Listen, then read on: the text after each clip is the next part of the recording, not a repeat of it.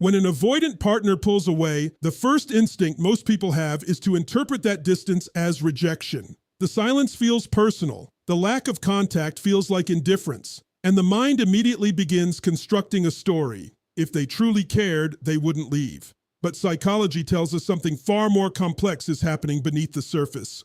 For individuals with avoidant attachment patterns, emotional closeness can activate a very specific internal alarm system. Intimacy represents vulnerability, and vulnerability represents risk. Not necessarily the risk of being hurt by you, but the risk of losing control over their own emotional equilibrium. So when feelings begin to deepen, the avoidant mind often responds the only way it has learned to protect itself. It creates space. From the outside, that space looks like withdrawal. It looks like detachment. It looks like someone shutting the door on a connection that once felt powerful. But distance in these situations serves a very different psychological function. Distance creates clarity. When two people are constantly interacting, texting, calling, seeing each other, the emotional signal is mixed with noise. There are expectations, pressures, misunderstandings, and the everyday friction of human interaction. The avoidant nervous system becomes overwhelmed by that constant input, and so the mind does what it has been conditioned to do. It reduces stimulation. But here is the paradox most people don't understand. When someone creates distance from you, they remove the external pressure of the relationship, but they cannot remove the internal imprint of the connection. The conversations you shared, the emotional safety they unexpectedly felt with you, the moments where they briefly allowed themselves to be seen. Those experiences don't disappear simply because communication stops. In fact, something interesting happens during the silence. Without the immediate pressure of intimacy, the avoidant mind begins to process the relationship in a calmer psychological environment. The defensive walls that were activated during closeness slowly relax. And this is often the first time they can actually feel the significance of the connection. Not because you are reminding them, not because you are pursuing them, but because the absence allows the mind to examine what was real. Think about it like standing too close to a painting. When your face is inches away from the canvas, all you can see are random brushstrokes. It looks chaotic. It doesn't make sense. But when you step back, the image becomes visible. Distance creates perspective. The same principle applies to human relationships. If a connection is superficial, distance erases it. People move on quickly because there was never much emotional depth there to begin with. But when the bond carried genuine meaning, when there was emotional resonance, intellectual connection, and a sense of psychological recognition, distance often does the opposite. It reveals the weight of what was shared. This doesn't mean the avoidant suddenly becomes expressive or openly emotional. That's not typically how their personality structure works. Their realization is usually quiet, internal, almost philosophical. They begin to recognize that the connection they stepped away from was not easily replaceable. And this is why, in many relationships like this, the story doesn't actually end when the distance begins. The distance becomes the beginning of understanding. Because if two people truly have a meaningful connection, space doesn't destroy it, it exposes it.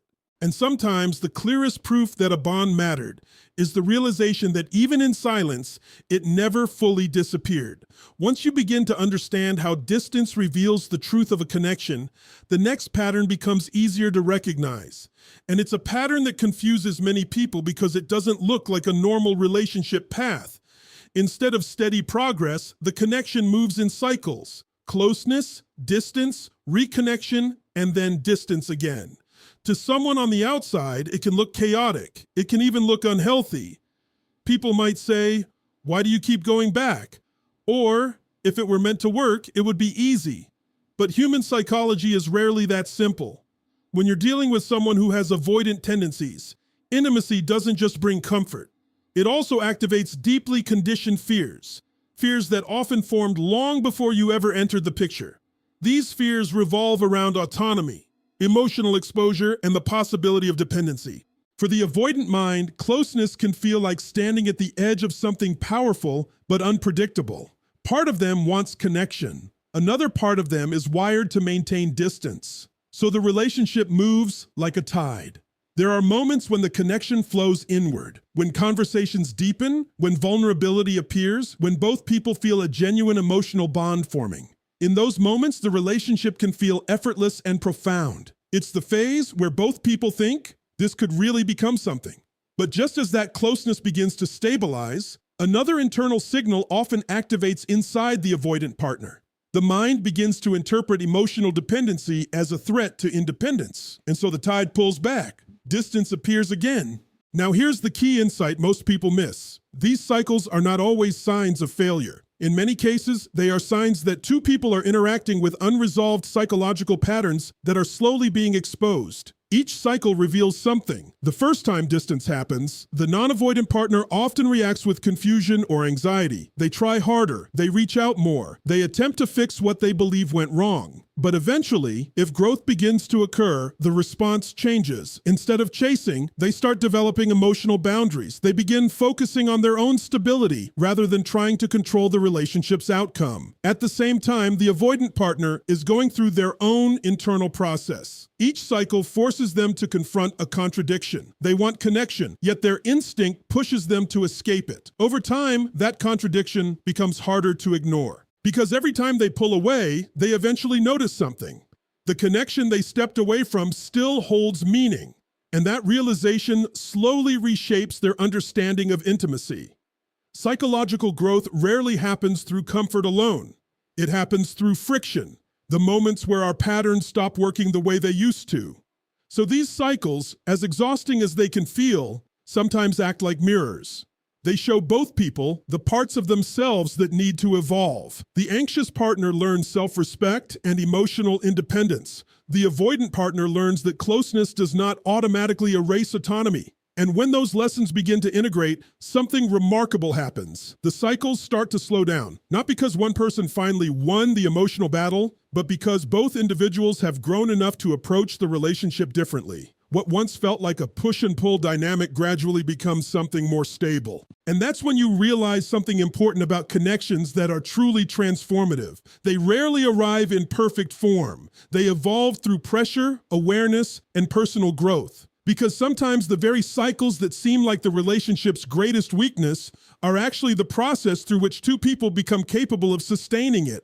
After experiencing those repeated cycles of closeness and distance, something important eventually begins to shift, but not where most people expect it. Many assume the turning point happens when the avoidant partner suddenly changes, when they finally become expressive, consistent, or emotionally open. But in reality, the true turning point often begins somewhere else entirely. It begins when the other person stops chasing. Now, this is not about playing games, and it's not about manipulation. It's about a deeper psychological transformation that happens when someone reclaims their emotional independence. When you're caught in a push-pull dynamic with an avoidant partner, it's very easy to become focused entirely on the relationship. Every silence feels like a signal you must decode. Every delayed message becomes a source of analysis. Your emotional state begins to rise and fall based on their behavior. And without realizing it, your sense of stability becomes tied to their responses. But something powerful happens when that pattern breaks. Instead of constantly trying to repair the connection, you redirect that energy inward. You rebuild your own center of gravity. You invest time into your growth, your work, your friendships, your purpose. You stop structuring your life around whether the avoidant partner is moving closer or farther away. From a psychological perspective, this creates a completely different dynamic. Avoidant personalities are highly sensitive to perceived pressure. The moment they feel someone is trying to control the pace of intimacy, whether through emotional demands, constant reassurance seeking, or persistent pursuit, their instinct is to retreat further, not because they don't care, but because their nervous system interprets pressure as a loss of autonomy. When you remove that pressure, something unexpected happens. The emotional environment becomes safer. There is no longer a sense that the relationship is an obligation they must constantly manage. Instead, the connection becomes something they can approach voluntarily without feeling that their independence is being threatened. And ironically, that freedom often sparks curiosity. When someone who once seemed intensely focused on the relationship suddenly becomes grounded in their own life, the avoidant mind notices. They begin to sense that the dynamic has changed. You're no longer orbiting around them. You've become centered in your own world, and that shift carries a very specific psychological signal: stability. Stability is deeply attractive to avoidant personalities because it removes the chaos they often fear in relationships. When they see someone who is emotionally secure, someone who isn't chasing, demanding, or collapsing under uncertainty, it begins to challenge their assumptions about intimacy. They start to see the relationship not as something that will trap them, but as something that could exist alongside their independence. Now, this doesn't mean they immediately come running back with declarations of love. Avoidant personalities tend to move slowly, often processing their emotions internally rather than expressing them openly. But the energy between you has changed. Instead of a dynamic where one person pursues and the other escapes, a new balance begins to form. Two individuals standing on their own emotional ground. And in that space, something much healthier becomes possible. Because real connection doesn't come from dependence. It comes from two people who are capable of standing alone, but choose, consciously, to move closer together. When you stop chasing validation and start living from your own center, you send a message that goes far beyond words. You show that your value is not defined by someone else's availability. And paradoxically, that is often the moment when the avoidant partner begins to see you and the connection in an entirely new light.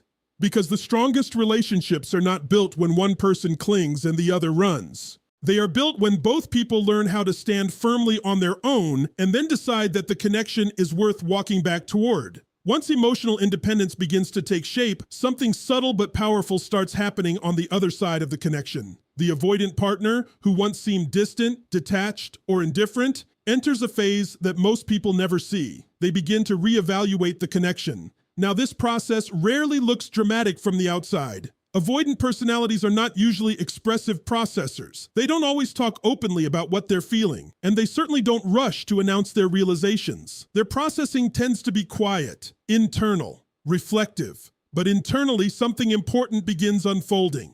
When the pressure of the relationship disappears, when they no longer feel chased or emotionally cornered, their mind finally has the space to examine the connection without defensiveness. And that's when memory begins to work in a very interesting way. They start replaying moments, not the conflicts or the misunderstandings that once justified their withdrawal, but the moments that felt genuine, the conversations that flowed naturally, the times when they felt unexpectedly understood, the small details that once felt easy to overlook. Human beings are wired to remember emotional safety. Even people who struggle with closeness carry a deep awareness of when they felt truly seen. And when the relationship is no longer immediately present, those memories often become clearer. This is where a deeper psychological realization sometimes begins to form. Avoidant individuals often believe that distance will simplify their emotional world. The assumption is that by stepping away from the connection, the intensity of those feelings will fade and life will return to a more manageable rhythm. But occasionally, the opposite happens. Instead of fading, the emotional imprint remains. They may meet other people, return to their routines, or fill their time with work and distractions. Yet something about the previous connection continues to stand out in their memory. It had a different quality. Maybe it was the depth of the conversations. Maybe it was the sense of intellectual compatibility. Maybe it was the rare experience of feeling accepted without needing to perform or prove anything. Whatever the reason, the mind begins comparing. And comparison is powerful because when someone realizes that a connection was rare, it changes the way they interpret their past decision to walk away. They begin to ask questions they weren't ready to ask before. Was the distance really about the other person? Or was it about my own fear of closeness? Was the relationship actually unstable? Or did I withdraw because I didn't know how to stay present when things became emotionally real? These questions don't always produce immediate answers, but they create awareness. And awareness is where growth begins. Now, it's important to understand that this reevaluation doesn't mean the avoidant suddenly becomes a different person overnight. Psychological patterns that formed over years or even decades don't dissolve instantly. But the narrative inside their mind begins to shift. Instead of seeing the relationship as something they escaped, they begin seeing it as something they may have misunderstood. And that realization can quietly reshape their perception of the connection. Because when someone recognizes that a bond carried genuine depth, it becomes much harder to dismiss it as just another passing experience. They begin to understand that what they felt was not ordinary. And when that awareness settles in, it changes the way they look at the possibility of reconnecting. Not from a place of impulse or loneliness, but from a place of reflection. Because sometimes the mind needs distance to recognize value. And sometimes the quiet realization that a connection was rare becomes the very reason someone begins finding their way back toward it. The truth is simple but profound. People often understand the importance of a connection only after they've had the space to see it clearly. When a connection has moved through distance, reflection, and personal growth, there is a moment that sometimes arrives quietly but powerfully, the possibility of reunion. But when two people reconnect after this kind of psychological journey, it rarely looks the way it did the first time. And this is important to understand. Most people imagine reunion as a dramatic return. They picture emotional confessions, long conversations about what went wrong, and an immediate restoration of what once existed. But real reconnections, especially with someone who has avoidant tendencies, usually unfold very differently. They tend to be subtle. Instead of a grand emotional declaration, the reconnection might begin with something small, a simple message, a brief conversation, a moment of curiosity that slowly opens the door again. And the tone feels different. The urgency that once defined the relationship is gone. The emotional pressure that once triggered defensive reactions has softened. Both people have lived through the distance, and that experience has changed them in ways they may not even fully realize yet. This is where the earlier growth becomes incredibly important. The person who once felt compelled to chase or seek constant reassurance has learned something valuable. Their stability doesn't depend on the relationship. They've rebuilt a life that stands on its own foundation. That quiet confidence changes the energy of the interaction. At the same time, the avoidant partner has likely gone through their own internal evolution. Through distance and reflection, they've had the opportunity to recognize that closeness doesn't automatically mean losing their independence. They may still move carefully. They may still value personal space, but there is often a greater awareness of what the connection meant and what it could become if approached differently. So when the two people meet again, the dynamic is no longer built on pursuit and retreat. Instead, it becomes something far more balanced. Conversations feel calmer. Expectations feel clearer. There is less need to force emotional intensity because both individuals have learned that genuine connection grows through consistency rather than urgency. This is where something interesting begins to happen. The relationship starts to rebuild itself on a new psychological foundation. In the past, the bond may have been driven largely by attraction, chemistry, and emotional intensity. Those elements created a powerful spark, but they also triggered fears and insecurities that neither person fully understood at the time. Now the connection has the opportunity to evolve into something more stable. There is more patience, more self-awareness, more respect for each other's boundaries, and perhaps most importantly, there is a deeper understanding of what the relationship actually requires to survive. Because when two people reconnect after genuine personal growth, they are no longer trying to recreate the past. They are building something new, something that incorporates everything they've learned through the distance, the silence, and the reflection.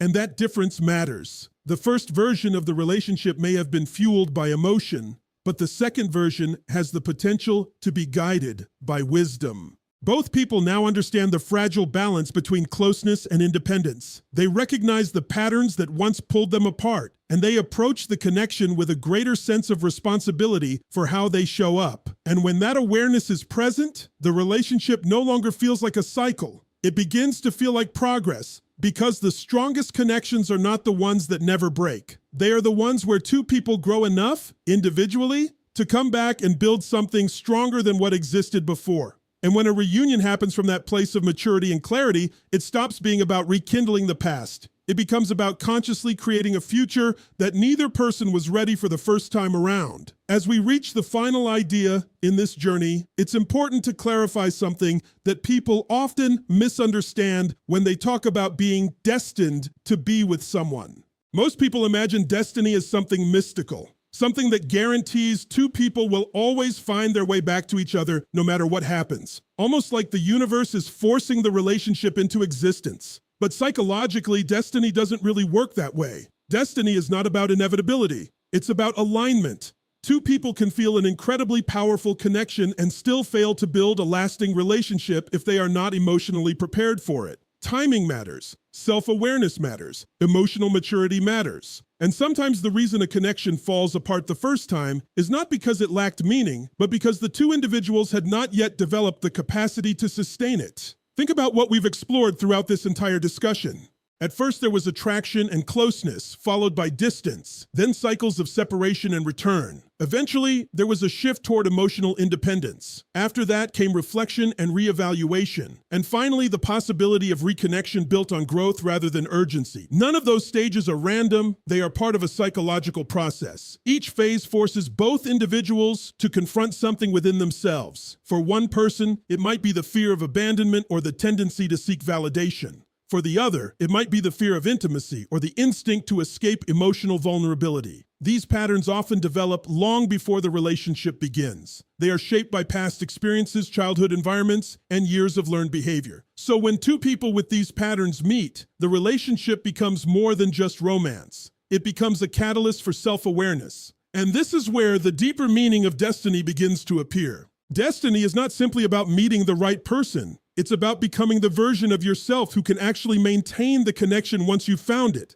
Without that growth, even the most powerful bond can collapse under the weight of old habits and unconscious fears. But when both people evolve, when they develop emotional stability, clearer boundaries, and a better understanding of their own psychological patterns, something remarkable begins to happen. The connection that once felt turbulent starts to stabilize. The push and pull dynamic fades, not because the attraction disappeared, but because the individuals themselves have changed. The avoidant partner learns that intimacy does not mean losing independence. The other partner learns that love cannot be built through pursuit or control. And when those lessons settle into place, both people begin approaching the relationship from a new perspective. Not from fear, not from desperation, but from choice. That is the moment when alignment appears. Two individuals who once triggered each other's insecurities now recognize each other's growth. They see the connection clearly, without the distortions created by anxiety or avoidance. And the relationship becomes something far more grounded than it was before. It is no longer driven by emotional chaos. It is sustained by awareness. So when people say that two individuals were destined to be together, what they are often describing is not fate forcing them into each other's lives. They are describing the moment when two separate journeys of growth finally arrive at the same place. A place where both people are capable of giving and receiving the connection they once struggled to hold. Because in the end, the most powerful relationships are not the ones that survive because of destiny. They are the ones that endure because two people grew enough to finally meet each other at the same emotional level. And when that alignment happens, the connection no longer feels like a struggle. It feels like recognition. As we bring this full circle, here's the truth. Relationships with avoidant partners are not simple, and they are never linear. They test your patience, your self-awareness, and your emotional strength. The cycles of distance, reflection, and reconnection aren't failures. They are the very mechanisms through which growth occurs. If you are destined to be with someone who has avoidant tendencies, the connection will challenge you, but it will also reveal profound truths about yourself and the bond you share. You will learn the power of emotional independence, the importance of reflection, and the necessity of boundaries. You will see that closeness does not require chasing, and that love is not about control, but about alignment. Ultimately, being destined is not about fate forcing you together. It's about both people evolving to the point where they can meet each other fully, consciously, and intentionally. It's about becoming the version of yourself who can sustain the connection and recognizing when the other person has done the same. So if you felt the cycles, the distance, the push and pull, know this: the journey itself is the preparation. The struggles, the silence, the moments of doubt, they are all part of guiding two individuals to the place where the connection is no longer fragile, no longer chaotic, but real, stable, and transformative. And that is the ultimate truth about love with an avoidant partner. If it is meant to be, the distance will not break it, the cycles will not destroy it, and the growth you both undergo will turn a once uncertain connection into something unshakable. Because true connection is never just about being together. It's about both people becoming whole enough to finally meet each other where they truly belong.